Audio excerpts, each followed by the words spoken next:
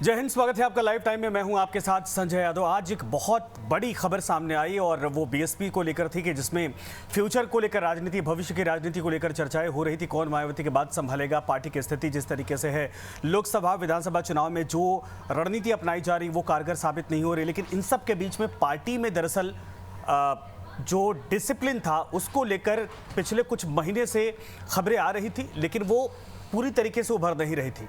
कल एक फैसला किया गया, मायावती ने बैठक की, तो उसके बाद मायावती की तरफ से दरअसल जो पार्टी में नेशनल कोऑर्डिनेटर की भूमिका में थे और इन सब के अलावा पार्टी में मायावती के उत्तराधिकारी के तौर पर, जिनको घोषित तौर पर खुद बीएसपी प्रमुख ने कहा था कि हमारी बात पार्टी यही संभालेंगे, इन्हीं की जिम्मेदारी होगी, उनको सारे पदों से हटा दिया गया था।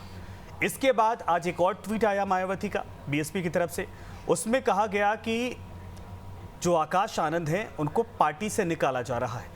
2 दिन में आकाश आनंद के खिलाफ ताबड़तोड़ ये 2 फैसले लिए गए, जिसके बाद चर्चा शुरू हो गई कि आखिर 15 महीनों के भीतर, 15-16 महीनों के भीतर 2 बार पार्टी से उनको एक तरह से सारी जिम्मेदारियों से मुक्त करना, दोबारा नेशनल कोऑर्डिनेटर बनाना, उसके बाद पार्टी में उत्तराधिकारी के तौर पर उनको जगह देना, और फिर अचानक ऐसा क्या हो जाता है कि मायावती को यह फैसला लेना पड़ता है कि आकाश आनंद पार्टी के लिए ठीक नहीं है, पार्टी विरोधी गतिविधि कर रहे हैं और अपने ससुर यानी कि डॉक्टर अशोक सिद्धार्थ के साथ मिलकर वो पार्टी में फूट डालने की कोशिश कर रहे हैं।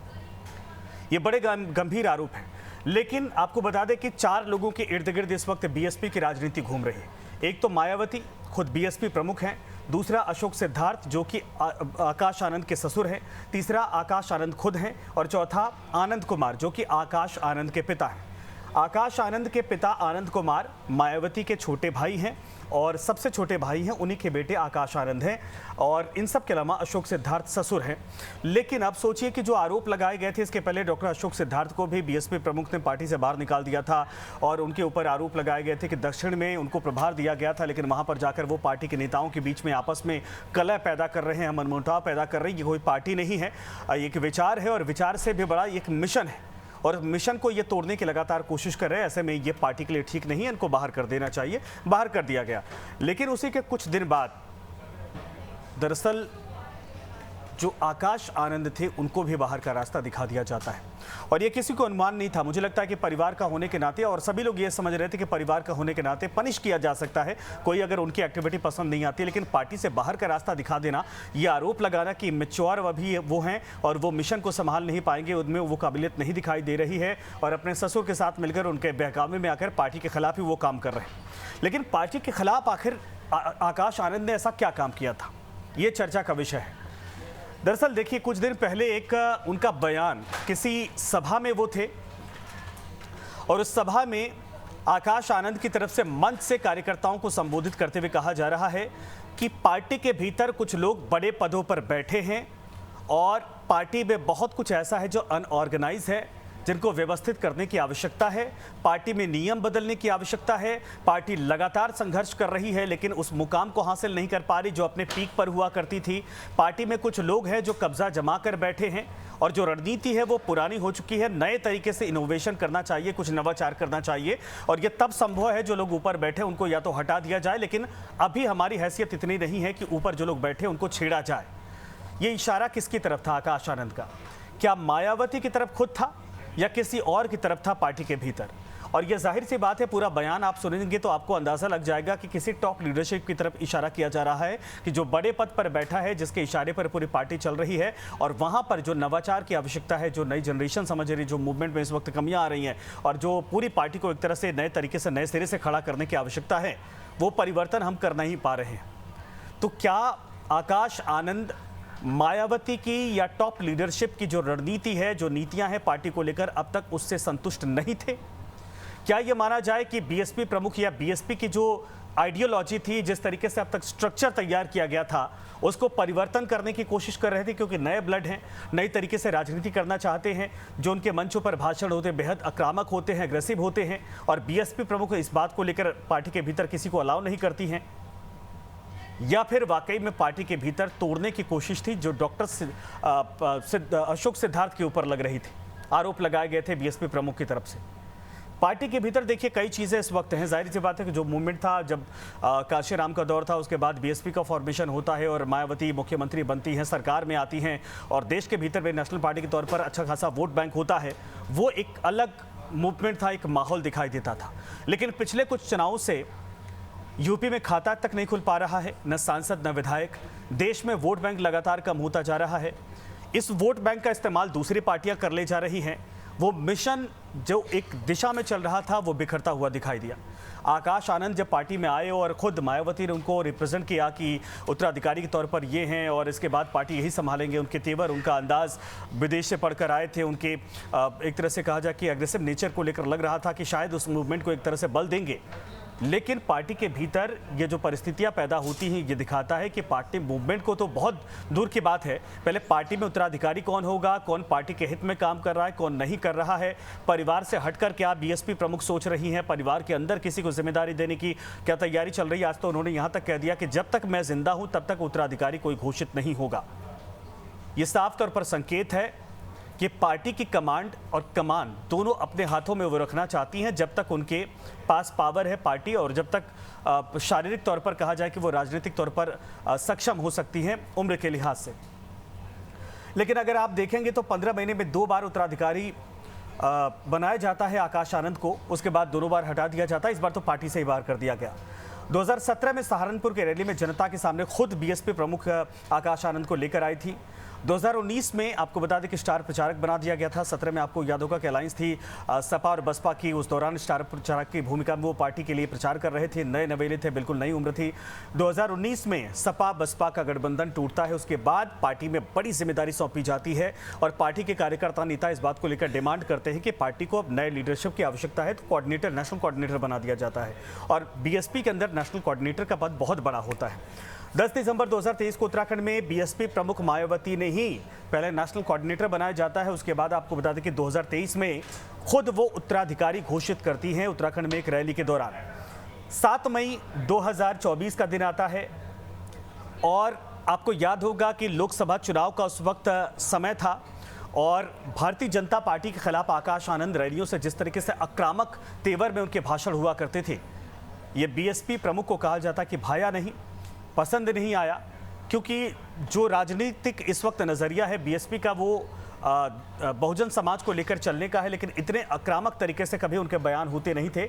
इसके बाद ये कहा गया कि बीएसपी प्रमुख मायावती नाराज़ हो गई और 7 मई 2024 को उन्होंने सारी जिम्मेदारियां उनसे वापस ले ली, यानी नेशनल कोऑर्डिनेटर का पद वापस ले लिया। पार्टी के भीतर कार्यकर्ताओं के तौर पर वो काम कर सकते थे और डिसिप्लिन को लेकर बहुत कुछ उस दौरान भी कहा गया था। ये भी लिखा गया था कि अभी इमेच्योर हैं, उतने परिपक्व नहीं हुए हैं, कितनी बड़ी जिम्मेदारी भूमिका निभा सकते हैं। ऐसे में अभी पार्टी के अंदर उनको और काम करने की आवश्यकता है। फिर 23 जून यानी लगभग मुझे लग रहा है 1.5 महीने का वक्त बीता था, न जाने पार्टी के भीतर क्या हुआ। 23 जून 2024 को फिर से आकाश आनंद को नेशनल कोऑर्डिनेटर बना दिया जाता है और बीएसपी प्रमुख मायावती की तरफ से ही बनाया जाता है। सब कुछ ठीक चलता है, लेकिन इसी दौरान जो डॉक्टर अशोक सिद्धार्थ हैं, उनके ऊपर पार्टी में पार्टी विरोधी गतिविधि करने का आरोप लगता है। दक्षिण के राज्यों में बीएसपी के कार्यकर्ताओं नेताओं में आपस में लड़ाई और फूट डालने की कोशिश का आरोप लगता है और बीएसपी प्रमुख मायावती इनको हटा देती हैं, इनके ससुर को पार्टी से बाहर का रास्ता दिखा देती हैं और ये भी एक तरह से इंडिकेट कर दिया जाता है कि जो भी उनके टच में रहेगा, उनके इन्फ्लुएंस में रहेगा, उसके ऊपर भी कार्रवाई की जाएगी और अनुशासन को लेकर आज भी बाकायदा ट्वीट में मेंशन किया गया है। लेकिन 2 मार्च 2024 यानी रविवार को, कल के दिन, फिर से आकाश आनंद के ऊपर वही कार्रवाई की जाती है जो 15 महीने पहले की गई थी। नेशनल कोऑर्डिनेटर का पद उनसे ले लिया जाता है। पार्टी के अंदर जितनी जिम्मेदारियां और उनके हाथ में जो पावर होती है सब उनसे वापस ले ली जाती है। यहाँ तक तो बात समझ में आती है और मुझे लगता है कि बीएसपी प्रमुख मायावती भी ये सोच रही होंगी कि इनको पद से हटा दिया गया, लेकिन ये हमारे खिलाफ कुछ बोलेंगे नहीं। लेकिन एक ट्वीट आता है आकाश आनंद का जिसमें वो बहन जी को लेकर बोलते हैं कि उनका जो फैसला है वो अटल है और मैं उसको मानता हूँ, मैं जिम्मेदारियों के साथ काम करूँगा, मैं मिशन को पूरा करूँगा, पार्टी के हित में काम करने की कोशिश करूँगा। बहुत कुछ वो कहते हैं कि अभी तो बहुत कुछ करना बाकी है। ये बीएसपी प्रमुख मायावती को नागवार गुजरता है और मायावती की तरफ से उनके सारे पावर वापस लेने के एक दिन बाद यानी कि सोमवार को 3 मार्च को उनको पार्टी से बाहर का रास्ता दिखा दिया जाता है। लंबा चौड़ा ट्वीट किया जाता है थ्रेड के साथ। और आप सोचिए कि इसमें बहुत कुछ कहा गया है। अगर मैं वो पढ़ने की कोशिश करूं तो आप समझेंगे कि क्या उन्होंने कहा था और क्या कुछ इंडिकेट किया है।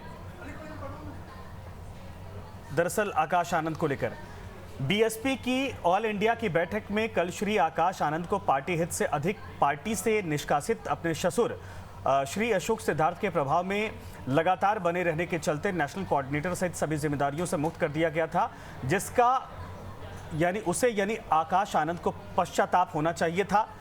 लेकिन उन्होंने इसका एक तरह से उसका जवाब देकर परिपक्वता नहीं दिखाई है। उनको परिपक्वता दिखानी चाहिए थी, लेकिन इसके विपरीत श्री आकाश आनंद ने जो अपनी लंबी चौड़ी प्रतिक्रिया दी है वो उसके पछतावे और राजनीतिक मैच्योरिटी का नहीं बल्कि उसके ससुर के ही प्रभाव वाला ज़्यादातर स्वार्थी, लाइन सुनिएगा, ज़्यादातर स्वार्थी, अहंकारी और गैर मिशनरी है। यानी बाबा साहब भीमराव अंबेडकर और कांशीराम, इन दोनों का जो मिशन था उस मिशन के गैर बाहर जाकर उन्होंने काम किया है, जिससे बचने की सलाह मैं पार्टी के ऐसे सभी लोगों को देने के साथ दंडित भी करती रही हूं। ये उन्होंने कहा है कि जिन्होंने भी मिशन को तोड़ने की कोशिश की या उसको किसी तरीके से डिरेल करने की कोशिश की है, उसको मैं पार्टी में इसी तरीके से पनिश करती रही हूं।